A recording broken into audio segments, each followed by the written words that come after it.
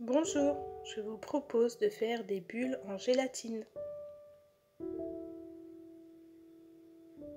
Pour ça, il vous faut des ballons d'eau ou des ballons de baudruche. Gonflez-les à la taille désirée.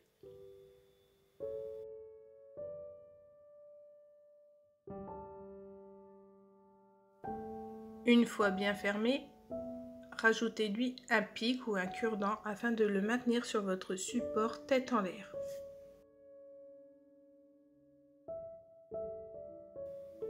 Pour les ballons de baudruche, il faut attraper l'extrémité et la coincer avec le bas pour obtenir une belle bulle.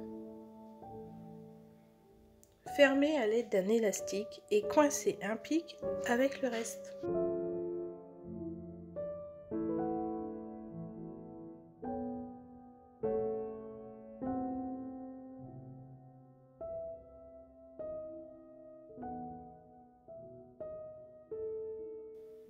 Pour réaliser les bulles, il vous faut une part de gélatine pour 2 parts d'eau.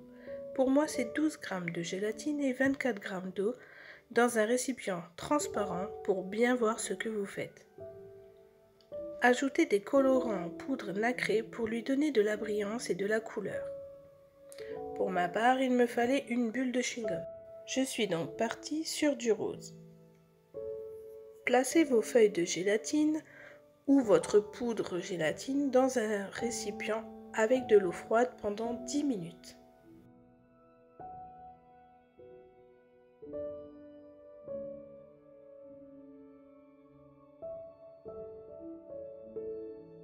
Vérifiez que vos feuilles soient toutes ramollies.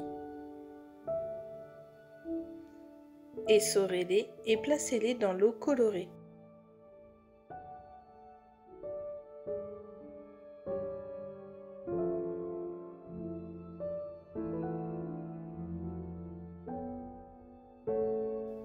Remuez pour que les feuilles prennent la couleur et chauffez-la 30 secondes au micro-ondes. Remuez-la sans cuillère pour ne pas y insérer de bulles d'air. Et elle ne doit pas bouillir pour ne pas faire éclater les ballons.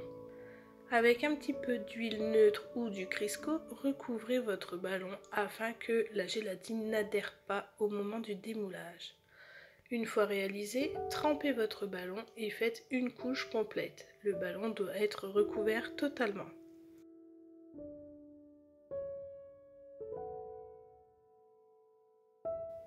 En attendant que la première couche sèche, réalisez la même opération sur tous les ballons. Puis revenez au premier.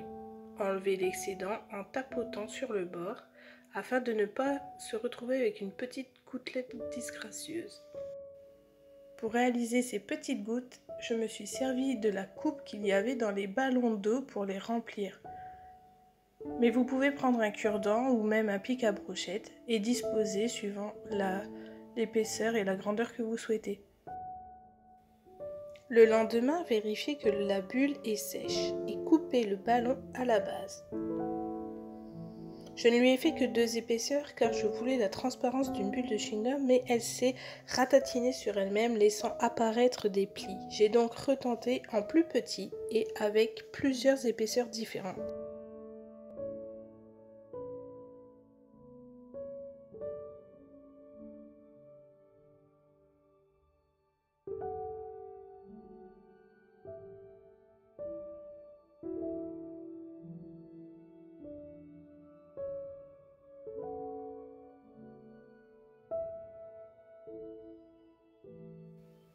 Une fois dur, j'y rajoute un peu de blanc pour donner de la lumière.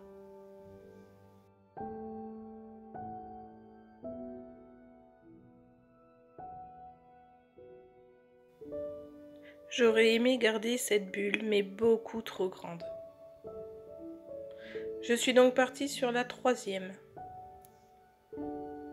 Vous pouvez la préparer à l'avance et la conserver dans une boîte hermétique pendant des mois, elle ne bouge plus. Elle est très facile à réaliser et sublimera vos réalisations.